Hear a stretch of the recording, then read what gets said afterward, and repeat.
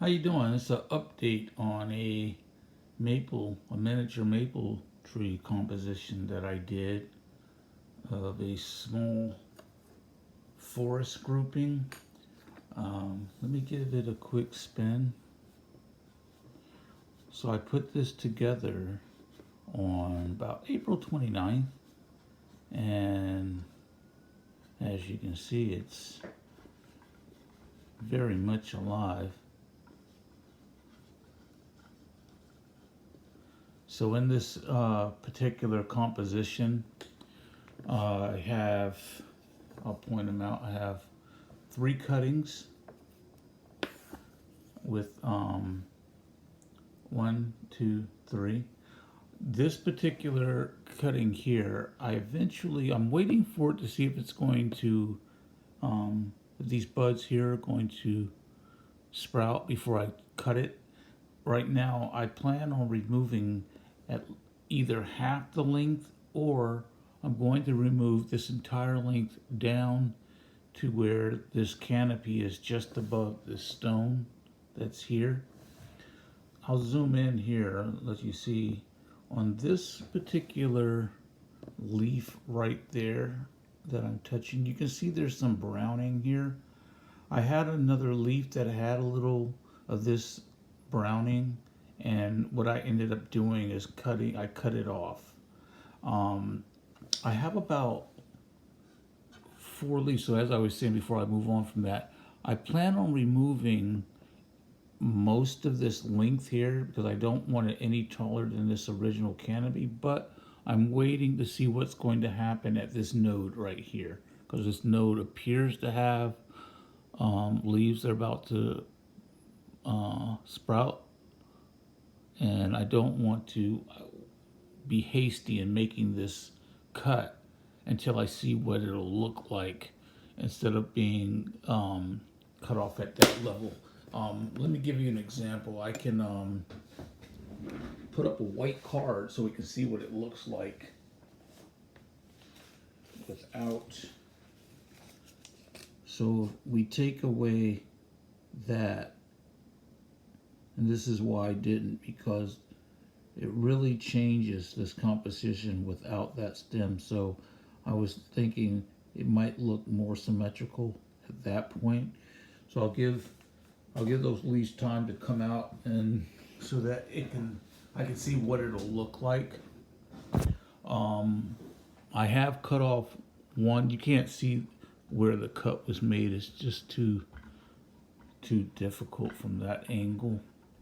Maybe if I spin it around, but because of the coloring, it's hard to see. But I did cut off a leaf from this tree here, because it had turned brown. The rest of the leaves in this composition are extremely healthy. This leaf right here, this leaf right here, and this leaf here on that particular tree, plus this one, are just a itchy bit bigger than I want the leaves in this forest grouping to be. So let me zoom in to the floor and show you what I've included in this composition. These are pieces of lichen covered bark that I collect in the city. There's another piece right here. This right here is a stone that I've added in, and here's a very smooth over river rock that I've added in. In front of the larger piece of lichen covered bark, this particular set of leaves, these tiny red ones here, there's one, and there's the second one here.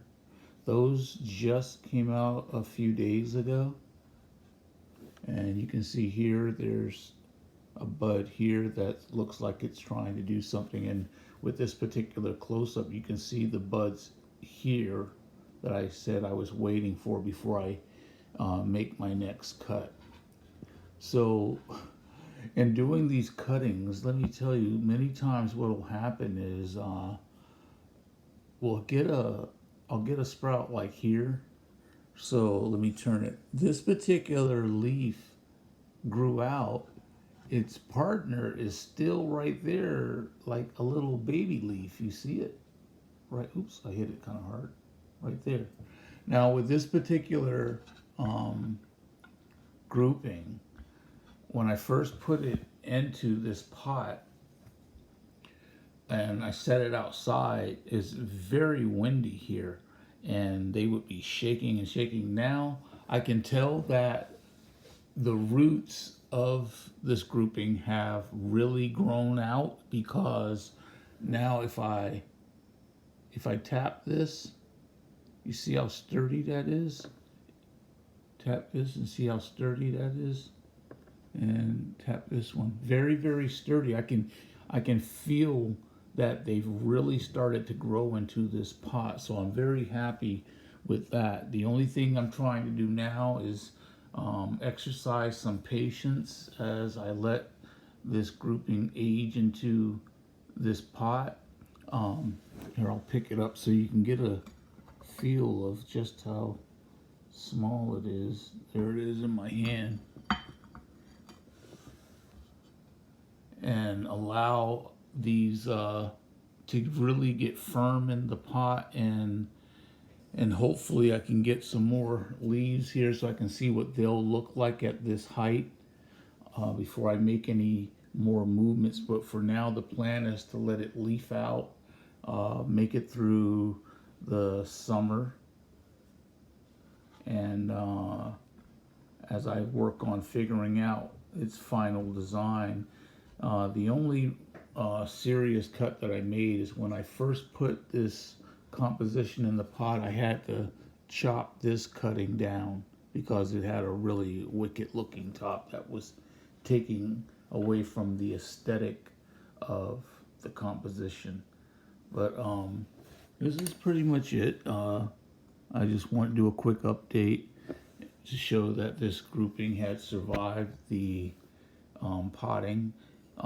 Typically when I put my cuttings into new pots, even my larger size trees, I don't use any, I don't wire my trees into their pot.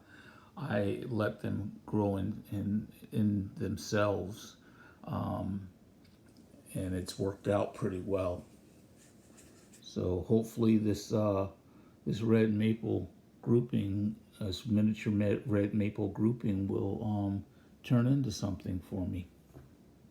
Thanks.